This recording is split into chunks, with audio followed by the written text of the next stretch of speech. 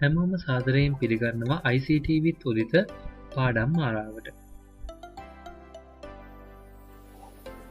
අද අපි කතා කරමු උසස් පෙළ විෂය නිර්දේශයේහි 6 වන ඒකකය වන දත්ත sannivedanaya හා පරිගණක ජාලකරණය පිළිබඳව දෙවන පාඩම් කොටස. මම අද බලාපොරොත්තු වෙනවා සම්ප්‍රේෂණ මාධ්‍ය ගැන සාකච්ඡා කරන්න. ඔබ පළවෙනි පාඩම් කොටස බැලුවේ නැත්නම් පහත ඩිස්ක්‍රිප්ෂන් එකෙහි ලින්ක් එක මම දාලා තියන්නම්. ඒ ලින්ක් එකකින් ගිහිල්ලා පළවෙනි පාඩම බලලා ඉන්න. පරිගණක අතර දත්ත සම්ප්‍රේෂණයේදී සම්ප්‍රේෂණ මාධ්‍ය ඉතාමත් වැදගත්. අපි මේක ගැන පළවෙනි පාඩම් කොටසෙන් වැඩිදුරටත් සාකච්ඡා කරා. අපි එහෙනම් බලමු ඇත්තටම මේ සම්ප්‍රේෂණ මාධ්‍ය කියන්නේ මොනවද? එම සම්ප්‍රේෂණ මාධ්‍ය වර්ග කරන්න පුළුවන් ක්‍රමවේද මොනවද? දැන් ඔබට මේ තිරේ දිස් වෙන්නේ සම්ප්‍රේෂණ මාධ්‍ය ප්‍රධාන වශයෙන් වර්ග දෙකකට වෙන් කරන්න පුළුවන්. එකක් නියම මාධ්‍ය, අනිත් එක නියම නොවන මාධ්‍ය. නියම මාධ්‍ය වටේ අපිට ප්‍රධාන වශයෙන් මාධ්‍යයන් වර්ග තුනක් හඳුනා ගන්න පුළුවන්. එක සමාවෘත. එහෙම නැත්නම් ඇඹරුණු කම්බි යුගල. දෙවෙනි එක සමාක්ෂ යොත්. තුන්වෙනි එක ප්‍රකාශ තන්තු. ඊළඟට අපිට නියම නොවන මාධ්‍ය යටතේ ප්‍රධාන වශයෙන් නියම නොවන මාධ්‍යයන් හයක් හඳුනා ගන්න පුළුවන්. එක ගුවන් විදුලි තරංග, දෙක අදෝරක්ත කිරණ, තුන ශුද්ධ තරංග, හතර ලේසර් කිරණ, පහ අති උච්ච සංඛ්‍යාත තරංග, හය ඉතා උච්ච සංඛ්‍යාත තරංග.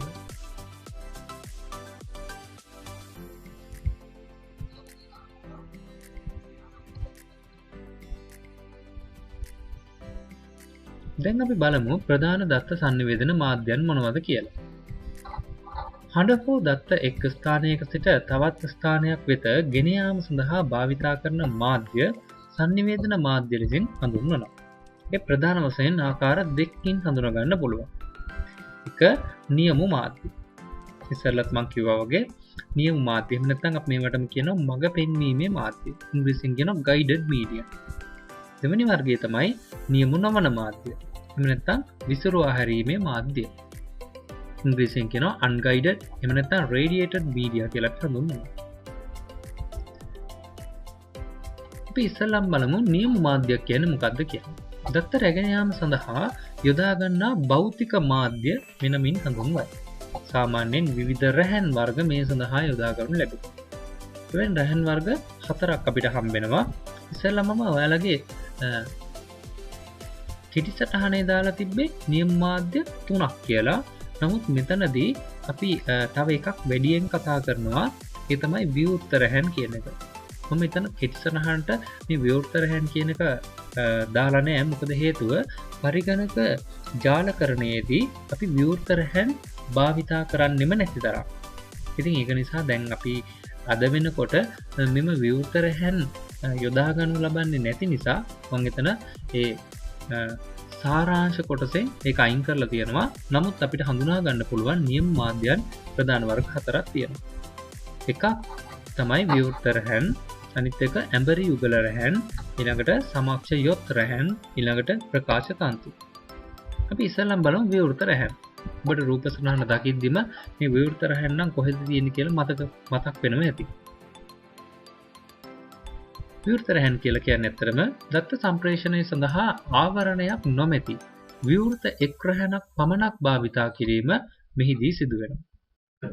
මෙම කිසිදු ආවරණයක් නොමැති නිසා ඉතා පහසුවෙන් බාහිර ශබ්දයන්ගේ බාධාවලට ලක් වෙන්න පුළුවන්. තවද කාලයත් සමග ඇතිවන මලබැඳීම් වලට ලක්වීම මෙහි ඇති අවාසියකි. බලමයක් දැකලා තියෙනවා විදුලි කළු මත ඇද ඇති විද්‍යුත් කම්බි මේ සඳහා හොඳම උදාහරණයක්. ඊළඟට දෙවෙනි වර්ගය තමයි ඇඹරි යුගල රැහැන්. මේක නම් ඔයාලට බලා ගන්න පුළුවන්. සමහරක් අය මේක දැකලත් ඇති. ගොඩක් වෙලාවට මේ ඇඹරි යුගල රැහැන් කියන එක පරිගණක ජාලයක් ඔයා කොහේ හරි දැකලා තියෙනවා නම් පාසලේ හරි පරිගණක ජාලයක්. එහෙම නැත්නම් බැංකුවකට ගියාම වගේ කොහේ හරි තැනක පරිගණක ජාලයක් දැකලා තියෙනවා නම් මේ පරිගණක අතර සම්බන්ධතාවය ඇති කරන්නට මෙන්න මේ රැහැන් භාවිතා කරනවා. දැන් ඔබට මේ පෙන්වන්නේ ඒ වගේ රැහැනක්. ඊට අමතරව ඔයාලගේ ගෙදර රවුටර් එකක් තියෙනවා නම් ඒ රවුටරේ සහ පරිගණකය අතර සම්බන්ධතාවය දැක්වීම සඳහා රැහැනක් දීලා ඇති.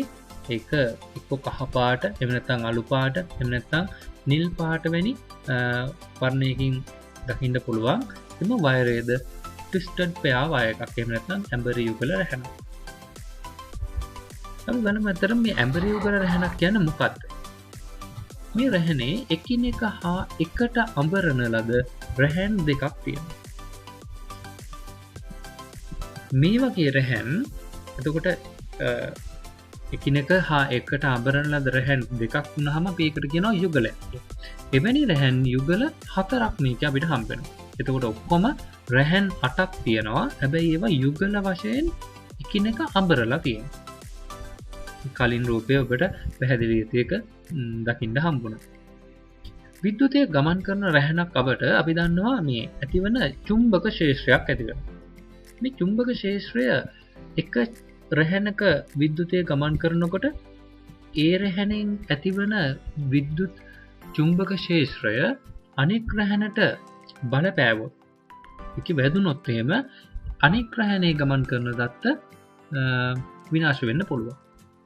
මේ හේතුව නිසා මෙන්න මේක වළක්වා ගැනීමට මෙන්න මේ රැහැන් දෙක එකිනෙක අඹරලා තියෙනවා. එතකොට මෙන්න මේ ඇඹරීම වගින් අපිට පුළුවන් එක් රැහැනක විද්‍යුතය ගමන් කරනකොට ඇතිවන චුම්බක ක්ෂේත්‍රයේ බලපෑම අනෙක් රැහැනට අවම කරගන්න අපිට පුළුවන්. ඒක නිසා තමයි මේ රැහැන් යුගල වශයෙන් අඹරලා තියෙන්නේ. ඉතින් අපි බහුල වශයෙන් මේක අපිට දකින්න හම්බෙනවා දුරකථන පද්ධති සඳහා මේක ගොඩක් වෙලාවට යොදා ගන්නවා. දුරකථන වල ඔයාලා දැකලා ඇති ටෙලිෆෝන් වයර් එක ගොඩක් වෙලාවට මෙන්න මේ වගේ ට්විස්ටඩ් පෙයා වයර් එකක්. ඊට අමතරව දැන් අද නම් ඔයාලගේ ගෙවල් වල රවුටර් එකක් එහෙම නැත්නම් නෙට්වර්ක් එකක් වගේ තියෙනවා නම් අනිවාර්යයෙන්ම මේ වගේ රැහැන් බහුල වශයෙන් ඔයාලා දැකලා ඇති. ඒ වගේම මේවා වෙළඳ පොලේ අපි මිලදී ගන්නකොට ප්‍රධාන වර්ග දෙකක් හඳුනා ගන්න පුළුවන්. එකක් තමයි වැසුණු ඇම්බරි යුගල රැහැන්. shielded twisted pair. කෙටියෙන් අපි කියනවා STP wire කියලා. ඊළඟට දෙවෙනි එක නොයසුණු ඇම්බරි යුගල රැහැන්. unshielded twisted pair. UTP කියලා අපි හඳුන්වනවා. වැසුණු ඇම්බරි යුගල රැහැන් කියලා කියන්නේ STP වර්ගය. මේ වර්ගයේ රැහැන් තුල ඇම්බරුම් යුගල රැහැන් එකිනෙක වෙන්වන ලෙස ආවරණය කරලා තියෙනවා. ඊට පෙරදින් තවත් ආවරණයක් යොදා ඇත. එම නිසා එම රැහැන තුල ගමන් කරන දත්ත වඩාත් ආරක්ෂිත වේ. ඒ කියන්නේ බාහිරින් එන කිසිදු තරංගයක් ඒ වගේම ඇතිවන ഘോഷාවක් වගේ දේවල්, බාධාවන් වගේ දේවල් මෙම රැහැන තුල දත්ත සම්ප්‍රේෂණයට කිසිදු බලපෑමක් ඇති කරන්නේ නැහැ. ඉතින් ඒක නිසා මෙන්න මේ STP කියන රැහැන් වර්ගය අපිට වෙළඳ පොලේ ගන්න පුළුවන් නම් ඒක ගොඩක්ම දත්ත සම්ප්‍රේෂණය සඳහා ආරක්ෂාකාරී රැහැන් වර්ගයක් වෙනවා. නමුත් මේක මම ඉස්සරහට කතා කරන්න යන UTP වයරයට වඩා ටිකක් මිලෙන් වැඩි. හේතුව මේක ආවරණය කරලා තියෙන නිසා. මේ තියෙන්නේ ඔබට රූප සටහන් වලින් මේ වගේ STP වයර් එකක් ඔයාලට පේනවා. දැන් ඇල්මීනියම් ෆොයිල් එකකින් මේක රැහැන ආවරණය කරලා තියෙනවා ආරක්ෂාව සඳහා. දෙවෙනි වර්ගය තමයි නොවැසුණු ඇම්බරි යුගල රැහැන් unshielded twisted pair UTP. මෙම වර්ගයේ රැහැන් තුල ඇම්බරුම් යුගල රැහැන් එකට තබා ප්ලාස්ටික් ආවරණයකින් විතරයි මේක ආවරණය කරලා තියෙන්නේ.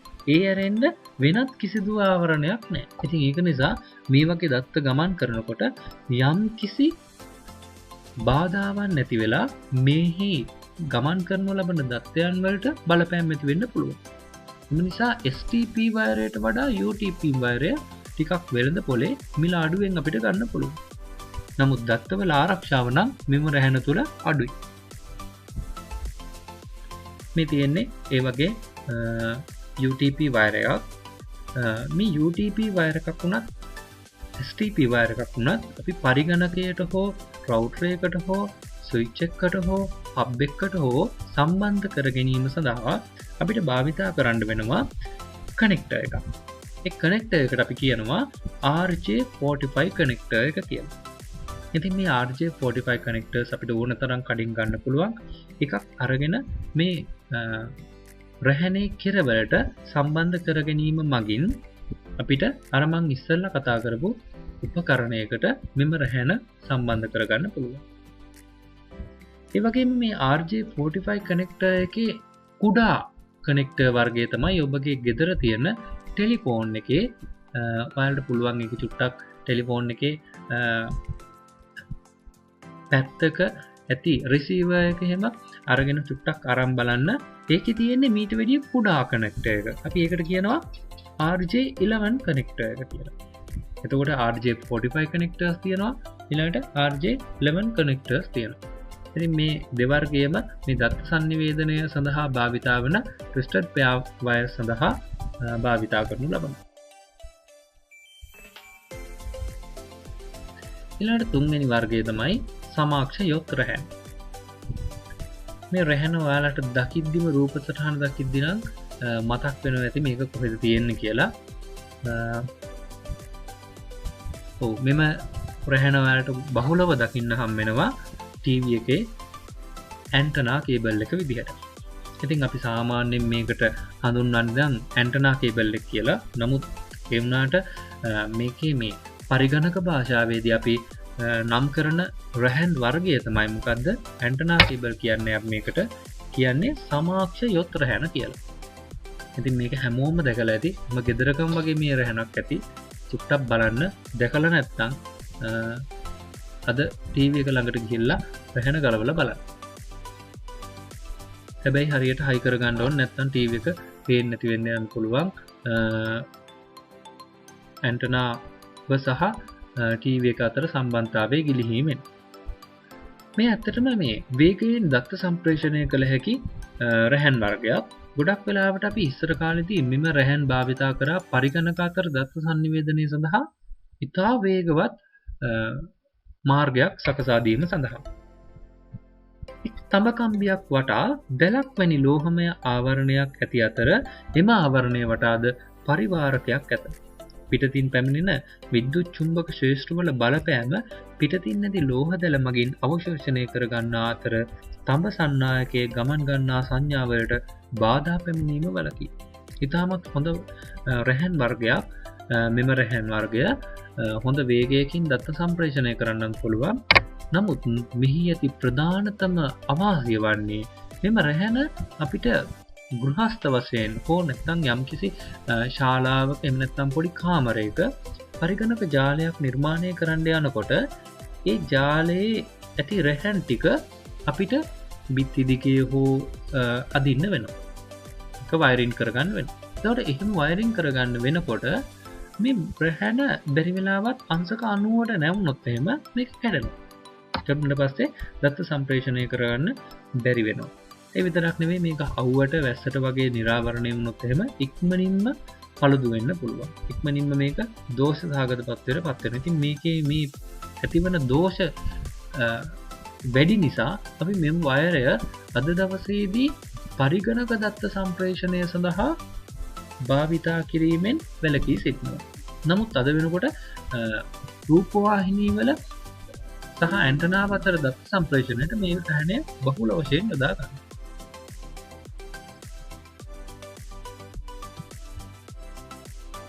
මේ තියෙන්නේ එම රැහැනෙහි හරස් කඩක් සහ දික් කඩක්.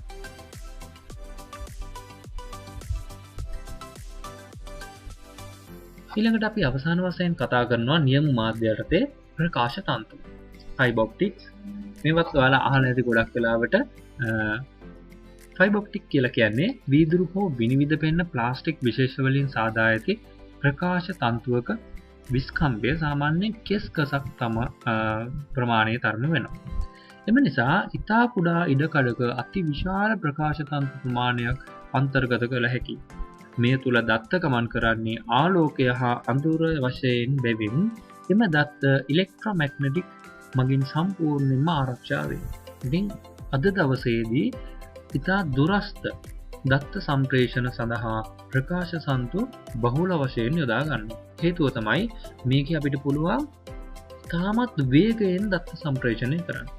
අතර මේක දත්ත සම්ප්‍රේෂණය වෙන්නේ ආලෝක කිරණ මගින්.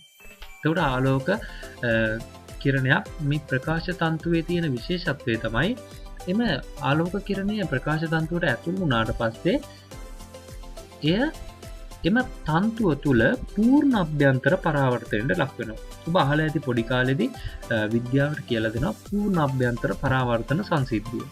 ඉතින් මෙන්න මේ පූර්ණ අභ්‍යන්තර පරාවර්තන සංසිද්ධිය මගින් යම්කිසි කිරණයක් මෙම රැහැනතුවට ඇතුළු වුණාට පස්සේ ඒක කෙලවරින් තමයි අපිට ආලෝක කිරණය ලබා ගන්න පුළුවන් වෙන්නේ. ඉතින් ඒක නිසා ආලෝකය ඉතාමත්ම වේගයෙන් ගමන් කරන බැවින් අපිට ඉතා විශාල දත්ත ප්‍රමාණයක් වේගවත් ග්‍රාහකය වෙතට සම්ප්‍රේෂණය කරගන්න පුළුවන්කම තියෙනවා මෙන්න මේ ප්‍රකාශ තන්තු වලින්. ඉතින් අපිට දැන් දකින්න හම්බෙන ප්‍රධාන වශයෙන් නියම මාධ්‍යයන් 4ක් හම්බුණා. මම කිව්වා ඒ වුණාට පරිගණක තාක්ෂණයේදී විවෘත රැහැන් භාවිතා කරන්නේ කියලා. එතකොට අපිට හම්බෙන්නේ ප්‍රධාන වශයෙන් නියම මාධ්‍යයන් 3යි. එකක් තමයි සමාක්ෂයවත් වෛරය, ඊළඟට ඇබරුම් කම්බියුගල, ඊළඟට ප්‍රකාශ තන්තු. ඉතින් මෙන්න මේ තුන සංසන්දනය කරොත් එහෙම ඇත්තටම අපිට ප්‍රකාශ තන්තු වල තමයි ඉතාමත් වැඩි වේගයකින් දත්ත සම්ප්‍රේෂණය කරගන්න පුළුවන්කම තියෙනවා. නමුත් මෙහිද දුර්වලතාවයක් තියෙනවා. ප්‍රධාන දුර්වලතාවය තමයි ප්‍රකාශ තන්තුවක් අංශක 90ට නැමුණොත් එම නැමිච්ච තැනින් ආලෝක කිරණය එළියට එන්න බලනවා. එහෙම නොත් එහෙම ඇත්තටම මේ ගෘහස්ත වශයෙන් පරිභෝජනය කිරීම ටිකක් අපහසුකාරී නමුත් ඉතා දුර සම්ප්‍රේෂණය කිරීම සඳහා බහුල වශයෙන් මෙම ප්‍රකාශ තන්තු යොදා ගන්න පුළුවන්. දැන් අද දවසේදී වෙනත් රටවල ටෙලිෆෝන් සිග්නල්, ඉන්ටර්නෙට් වගේ දේවල් ඇත්තටම භූගත ප්‍රකාශ තන්තු ජාලයක් ඔස්සේ තමයි සම්ප්‍රේෂණය කරන්නේ. ඉතින් ඒක නිසා එයාලගේ ඉතාමත් වේගයෙන් දත්ත සම්ප්‍රේෂණයක් කරගන්න පුළුවන්කම තියෙනවා.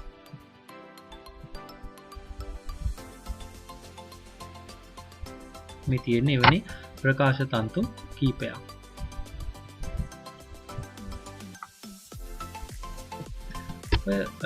අපිට ඔබගේ වම් අත පැත්තේ පහළින් දක්නට ලැබෙන්නේ බැක්බෝන් කේබල් එක. අතන මේ බැක්බෝන් කේබල් එක කියලා කියන්නේ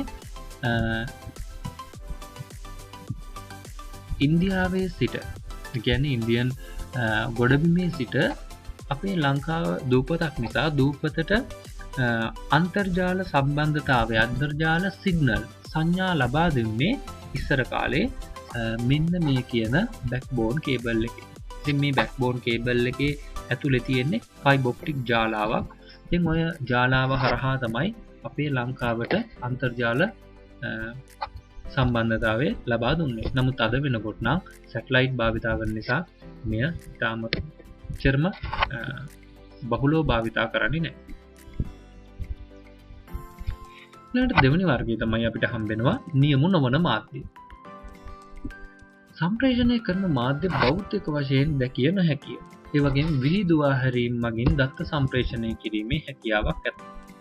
ඉතින් අපි හැමෝම කැමති ඇත්තටම මේ රැහන් රහිත ලෝකයකට, කියන්නේ වයර්ලස් ලෝකයකට අපි හැමෝම කැමතියි. මොකද වයර් එකක් තියාගෙන හැමතැනම අපිට උපාංග භාවිතා කරන්න ටිකක් අපහසුයි. චුට්ටක් ගිහින් බලන්න ඔයාලගේ ගෙදර තියෙන ටීවී එක ගත්තොත් එහෙම ඒ ටීවී එකේ පිටිපස්සේ වයර් ගොඩක් තියෙනවා. එහෙම නැත්නම් ඔයාගේ කම්පියුටර් එක ගත්තොත් කම්පියුටරේ පිටිපස්සේ වයර්ස් ගොඩක් තියෙනවා. ඉතින් මේ වයර් එක හරි ගනුදෙනු කිරීම හරිම අමාරුයි. අනිත් ඒකට මිනිස්සු ගේන්න ගත්තා මේ රැහන් රහිතව අපිට බෑද දත්ත සම්ප්‍රේෂණය කරගන්න.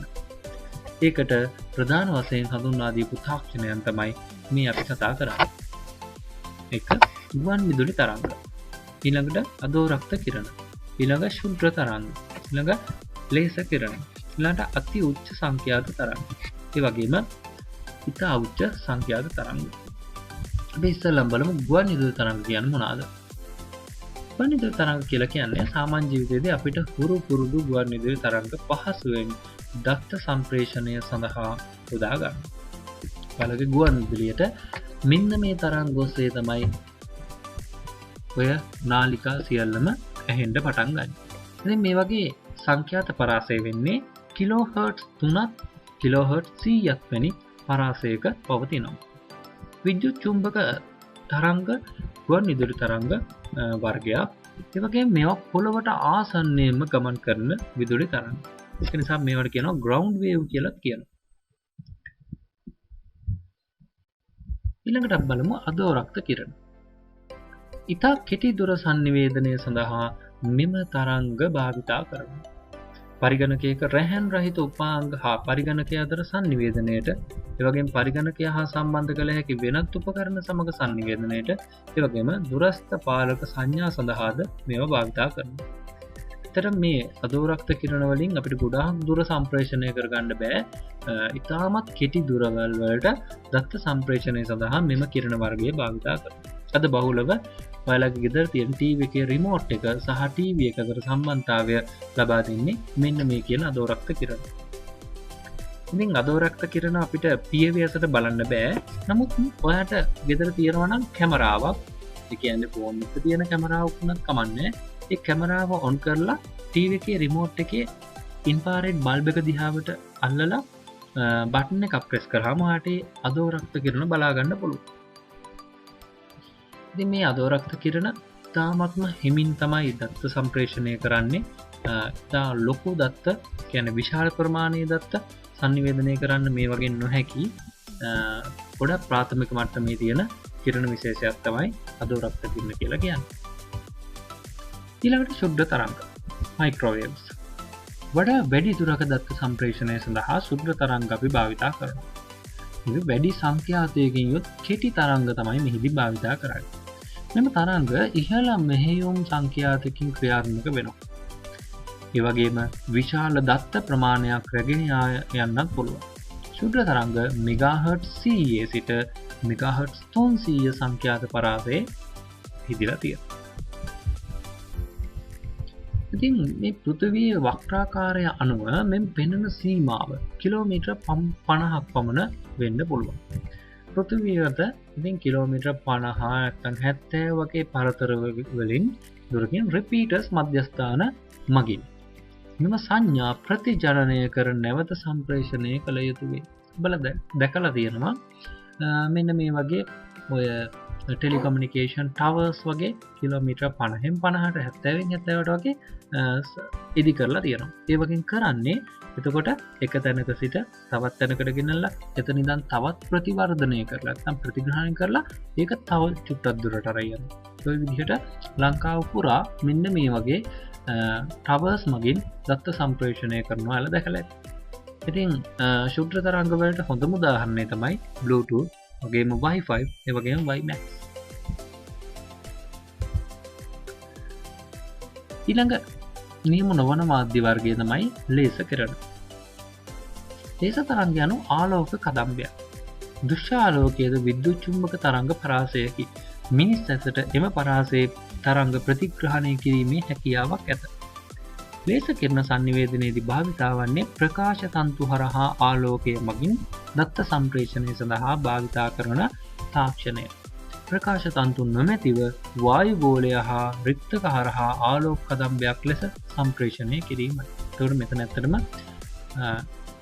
කිසිම මාධ්‍යයක්, ඒ කියන්නේ ප්‍රකාශ තන්තු වගේ මාධ්‍යයක් නොමැතිව වායු ගෝලය හරහා හෝ නැත්නම් රික්තක හරහා අපිට පුළුවන් ආලෝක කිරණ ලෙසින් දත්ත සම්ප්‍රේෂණය කරන්න. ඉතින් මේක වැඩි දුර දිගු දුර සත්‍ය සම්ප්‍රේෂණය සඳහා ගොඩක් වැදගත් වෙනවා. ඊළාට අති උච්ච සංඛ්‍යාත තරංග. මෙම තරංග මෙගාහර්ට්ස් 30ක් මෙගාහර්ට්ස් 300ක් පරාසයට අයත් වෙනවා.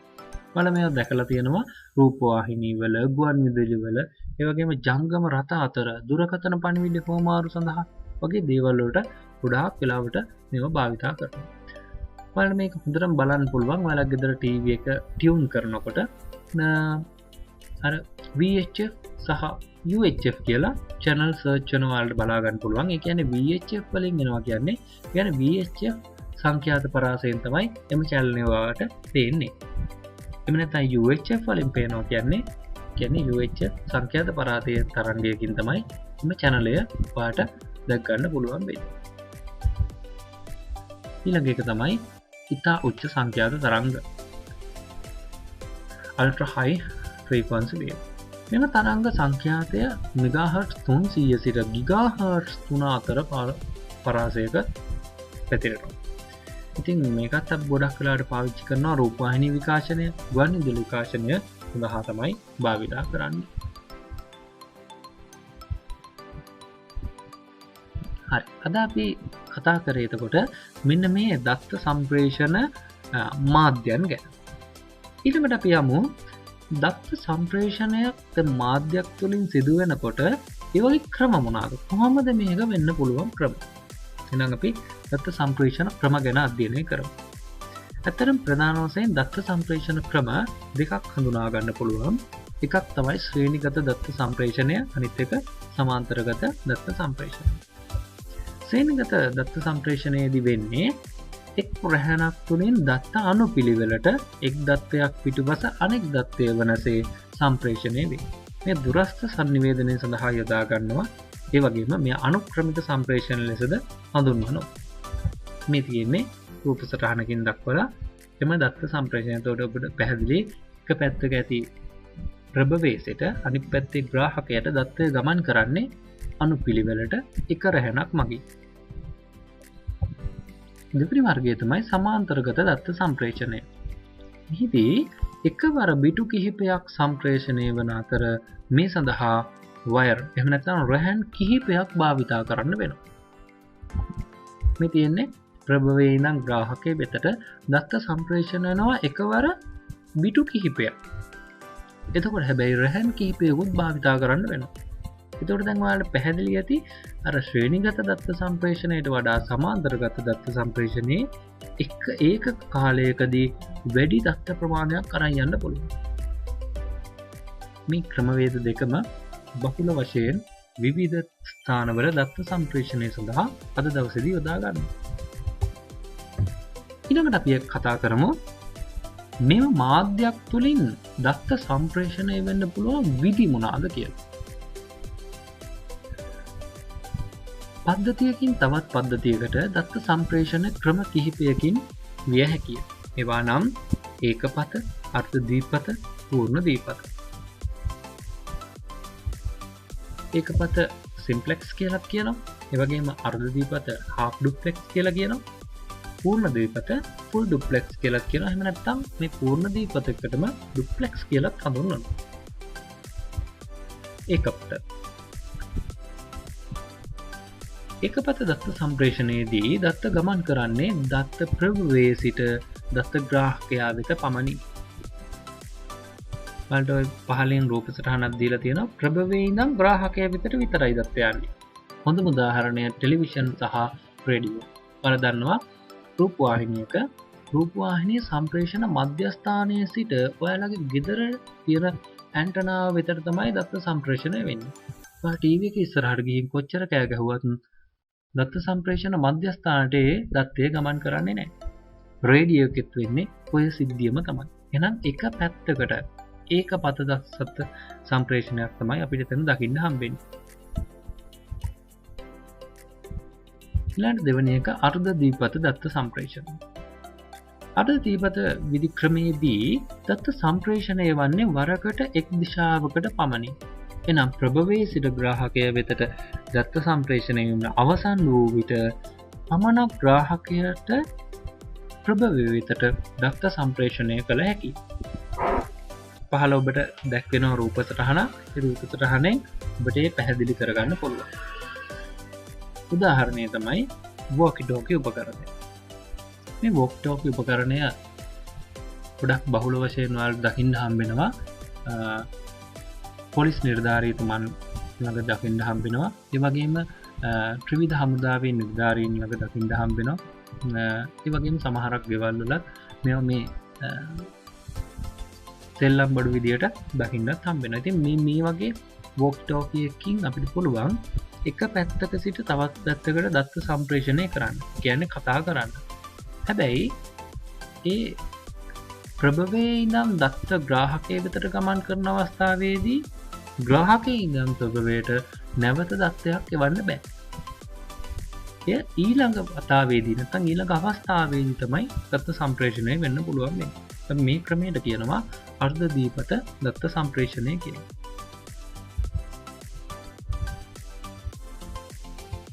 අවසාන වර්ගයේ පූර්ණ දීපත දත්ත සම්ප්‍රේෂණය. මෙහිදී එක විට දෙදිශාවටම දත්ත සම්ප්‍රේෂණය කරන්න පුළුවන්. හොඳ උදාහරණය තමයි දුරකථන සංවාදයක්. ඉතින් ටෙලිෆෝන් එක වෙන්නේ එක පැත්තක ඉඳන් ප්‍රභවයේ සිට ග්‍රාහකය වෙතට දත්ත සම්ප්‍රේෂණය කරන්නත් පුළුවන්.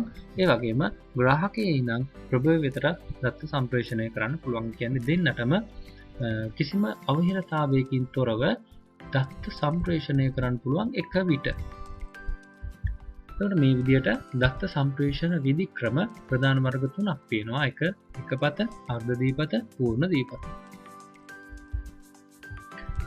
හරි, දැන් මෙතනින් පස්සේ අපිට එනවා ඇත්තටම මොකටද මේ දත්ත සම්ප්‍රේෂණය ඊළඟට මේ මාධ්‍ය ගැන අපි අධ්‍යයනය කරා. ඇයි අපිට ඇත්තටම මේ අපිට මේවා අවශ්‍ය වන්නේ පරිගණක ජාලකරණය සඳහා. එතකොට මොකද්ද මේ පරිගණක ජාලකරණය කියන්නේ? පරිගණක ජාලකරණයක් කියලා කියන්නේ පරිගණක උපාංග දෙකක් හෝ ඊට වඩා වැඩි ගණනක් ඔස්සේ දත්ත සම්ප්‍රේෂණය වීමේ ක්‍රියාවලිය මෙලෙස හැඳින්වෙනවා. ඉතින් මේ පරිගණක ජාලවල අපිට වාසි හඳුනා ගන්න පුළුවන්. මම මෙතන දීලා තියෙන්නේ වාසි කීපයයි. තව ඕන තරම් වාසිත් අපිට දකින්න හම්බෙනවා.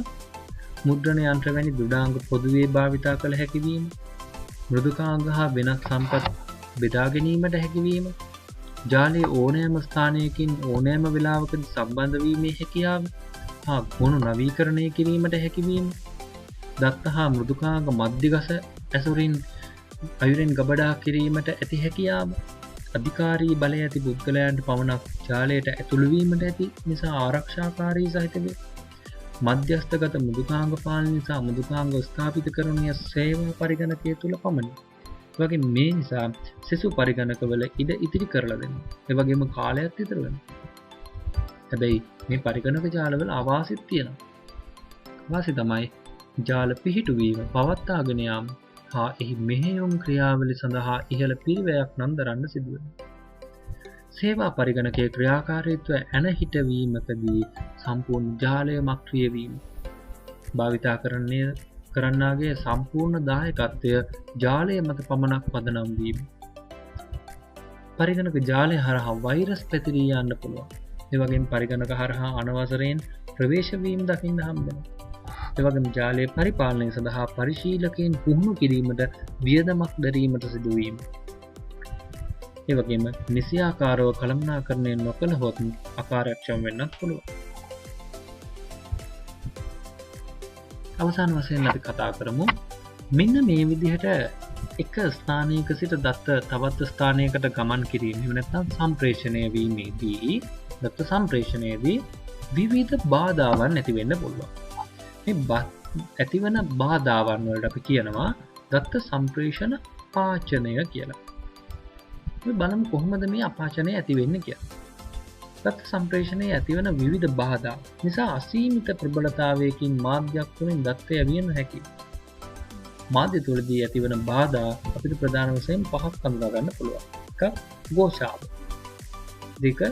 ආයනය එහෙම නැත්නම් වැහැරීම. 3. විකෘති වීම. 4. গুপ্তතාව එහෙම නැත්නම් පමාව. 5. කලාප පළව. අපි ඉස්සෙල්ලාම බලමු ഘോഷාව කියන්නේ මොකක්ද? ഘോഷාව යනු අනවශ්‍ය විද්‍යුත් සංඥාවකි. මේ සාමාන්‍යයෙන් සිදුවන්නේ ඉලෙක්ට්‍රෝන වල අහඹු ගමන් කිරීම නිසා. මේවා වර්ග කීපයකින්. එකක් අපිට තාපජ ഘോഷා හඳුන්වන්න පුළුවන්, ප්‍රේරණ ഘോഷා, වචන හුවමාරුව, ඊළඟට ජවන නැත්නම් ආවේග ഘോഷා අපිට කීප ආකාරයකින් හඳුනා ගන්න පුළුවන්. ඔයාලට මේ A level syllabus එකේ මේ ഘോഷා වර්ග මොනවාද කියලා හඳුනා ගන්න අවශ්‍ය නැහැ. නමුත් ഘോഷාව කියන්නේ මොකක්ද කියලා හඳුනා ගන්න. ඊළඟ දෙවෙනි එක වැහැරීම. නැත්නම් බලහීන වීම. නැත්නම් අපි ඔකටම කියනවා බලක්ෂය. නැත්නම් ආයනය කියලා කියනවා. දත්ත සම්ප්‍රේෂණයේදී සංඥාවක ශක්තිය මාධ්‍ය හරහා ගමන් කිරීමේදී ක්‍රමයෙන් අඩු වී යාම නැතහොත් විස්තරය අඩු වී යාම ආයනය ලෙස හැඳින්වෙනවා. ඔබට ඒක පැහැදිලිව දකින්න හම්බෙනවා. ඔබ චුට්ටක් පොඩි ප්‍රක්ටිකල් එකක් කරලා බලන්න. ඔයා ටිකක් හයියෙන් කාට හරි කෑ ගහන්න කියලා ටික ටික ඒ පුද්ගලයාගෙන් දුරත් ගන්න. එතකොට ඔයාලට තේරෙනවා මේ දුරට යනකොට අර මුලින් ඒ පුද්ගලයා ආසන්නයේ ඉද්දී ඇසුන ශබ්දයට වඩා ඈතට යනකොට ඒ ශබ්දය ටිකෙන් ටික ක්‍රමයෙන් අඩු වෙලා යනවා. හේතුව තමයි මේ වාතය තුළින් ශබ්ද තරංග ගමන් කරනකොට එම වාතය තුළ ගමන් කරන ශබ්ද තරංගය බලහීන වෙනවා. නැත්නම් ආයනයට ලක් වෙනවා. ඉතින් මේ සාමාන්‍ය මාධ්‍යයක් තුළින් වුවද යම්කිසි දත්තයක් සම්ප්‍රේෂණය වීමේදී මෙවැනි ආයනයක් එහෙම නැත්නම් වැහැරීමක් අපිට දකින්න පුළුවන්. අපි මේකට කියනවා වැහැරීම කියලා. ඉතින් ඒ සඳහා අපිට නොයෙකුත් පිළියම් නම් ඉස්සරහට අපිට හඳුනා ගන්න පුළුවන්. ඉතින් යම්කිසි මේ වගේ ආයනයක් වුණාට පස්සේ ඒ ආයනය වෙච්ච ස්ථානයේ සිට නැවත අපිට වර්ධකයක් එහෙම නැත්නම් රිපීටර් එකක් දාලා තවත් අපිට මෙම තරංගය වර්ධනය කර ගැනීමේ හැකියාවක් තියෙනවා. නමුත් එතනදී සැලකිලිමත් විය යුතු කරුණු තියෙනවා. අපි රිපීටර්ස් ගැන කතා කරනකොට ඉස්සරහට මේවා කතා කරමු. ඊළඟට විකෘති වීම. මාධ්‍යයක් තුළින් සංඥා ගමන් කිරීමේදී එහි මූලික හැඩය වෙනස් වීම මෙලෙස හැඳින්වේ. සංඥා ප්‍රභවයේ ආසන්නයේදී ඉතා පැහැදිලි තියුණු සංඥා ගමනාන්තයේදී අපැහැදිලි සංඥා බවට පත්වීම මෙහිදී සිදුවේ. විස්තරවල විස්තරය ඒකාකාරී නොවන ලෙස වැඩිවීම හෝ අඩුවීම විස්තර විකෘති වීම ලෙස හඳුන්වනවා. ඒ වගේම විවිධ සංඛ්‍යාවල ඇති සංඥා සම්ප්‍රේෂණයේදී විවිධ ප්‍රමාණ වලින් සංඛ්‍යාත වෙනස් වීම සංඥා විකෘති වීම ලෙසින් හඳුන්වනවා. සංඥාවක් මාධ්‍යයක් කරහා ගමන් ගන්නා වේගය සංඛ්‍යාත අනුව වෙනස් වෙනවා. ඒ වගේම සංඥා ප්‍රවාහකයේ භාවිතා වන වෙනස් සංඛ්‍යාත ගමන් කිරීමේදී වේගය වෙනස් වීම නිසා වෙනස් වේලාවන් තුළදී ගමනාන්තය වෙතට ළඟා වීම නිසා කාල වෙනසක් ඇති වේ. මේ කාල විකෘති ලෙස හඳුන්වනවා. මේ ලෙස අපිට විකෘති ප්‍රධාන වශයෙන් කීපයක් හඳුනා ගන්න පුළුවන්.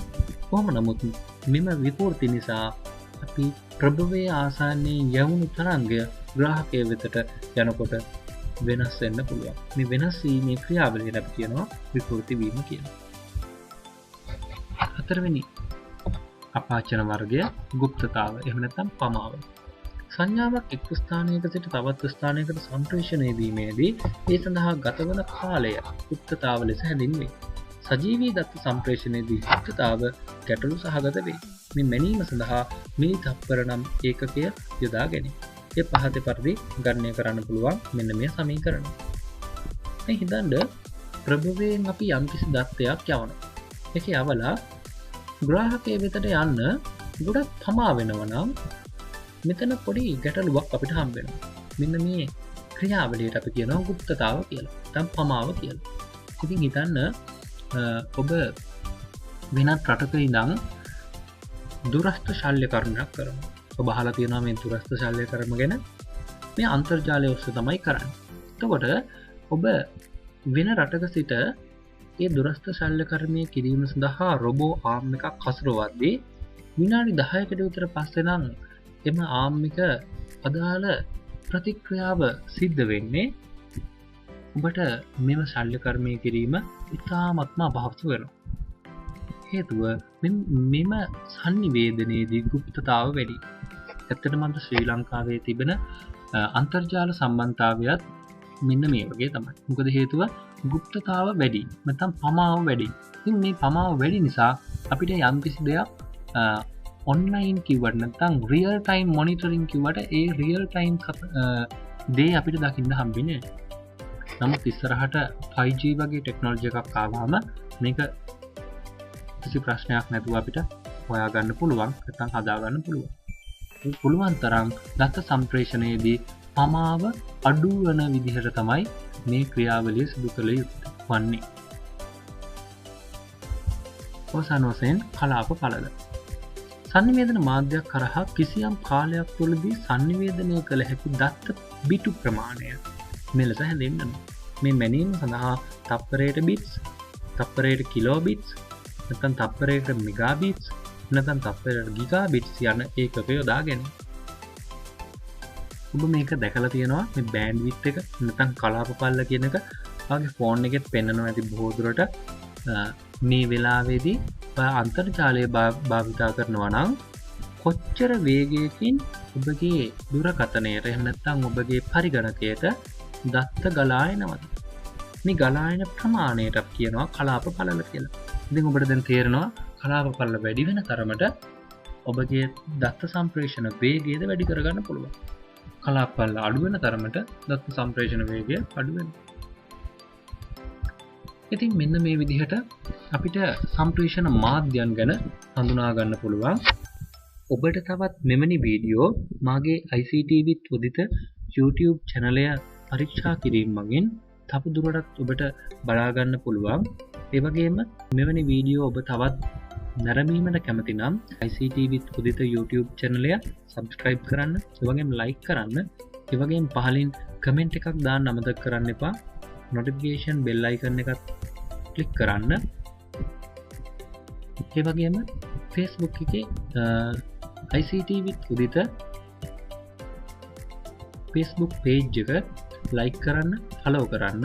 ඒ වගේම Instagram, Twitter follow කරන්න. ඔබ සැමට ස්තුතියි.